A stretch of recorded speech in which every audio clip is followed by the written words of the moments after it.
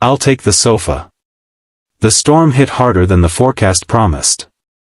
By the time I reached the small mountain lodge, my jacket was drenched, my suitcase soaked through, and all I wanted was heat, silence, and a bed that didn't involve sharing oxygen with strangers. But the universe had other plans. "Sorry," the receptionist said, tapping the desk with a sympathy she'd probably perfected for moments exactly like this. "We have only one room left.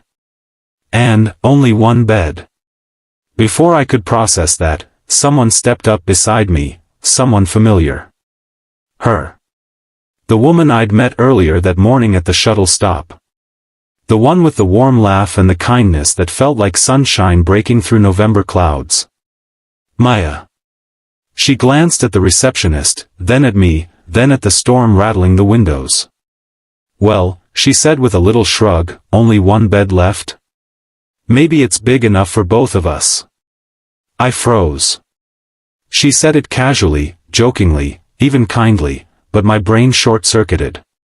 And before she misunderstood the hesitation in my face, I lifted my hand. "I'll take the sofa," I blurted. Her eyebrows lifted. "What?" "No, I was kidding. You don't have to." "It's fine," I insisted. "You're cold, you're tired, the bed is yours. I'll be okay." I wasn't trying to be noble. I just didn't want her to feel awkward.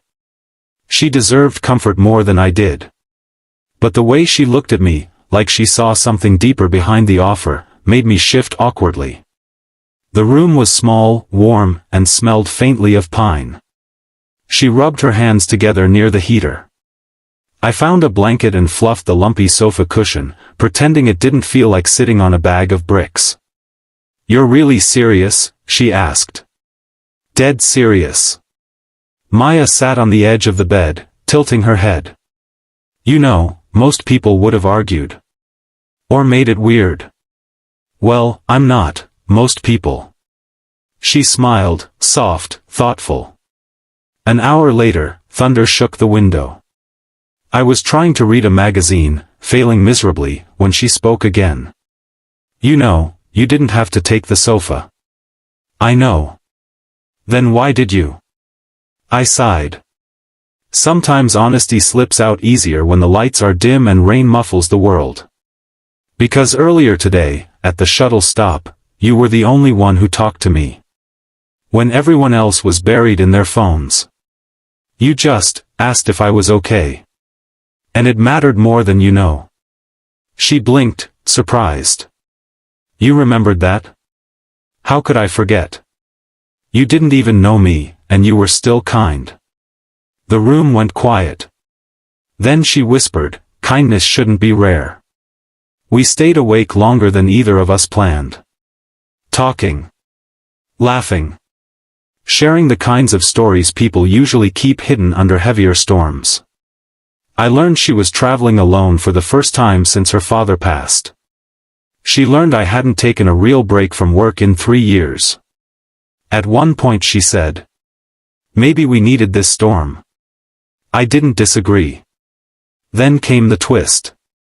Around midnight, as lightning flashed across the ceiling, I heard her sniff quietly. "You okay?" I asked.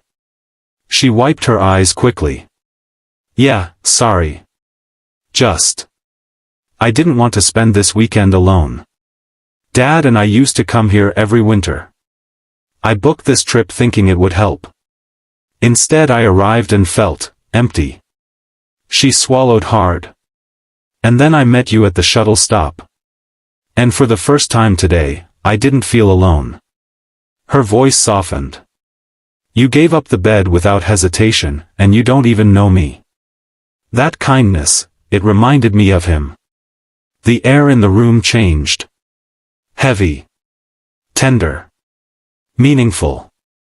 I moved to the edge of the sofa, careful but close enough for her to feel I was listening. "I'm glad I could be here," I said. Maya gave a teary smile. "You were exactly what I needed today." Then she stood, took the spare blanket, and placed it next to me. "Shift over," she said. "What? Why?" Because no one should sleep on that torture device pretending to be a sofa. And because I'm not letting someone who was kind to me freeze their back off. I'm fine, really. Move, she said, gently but firmly. I laughed despite myself. Her determination was impossible to argue with.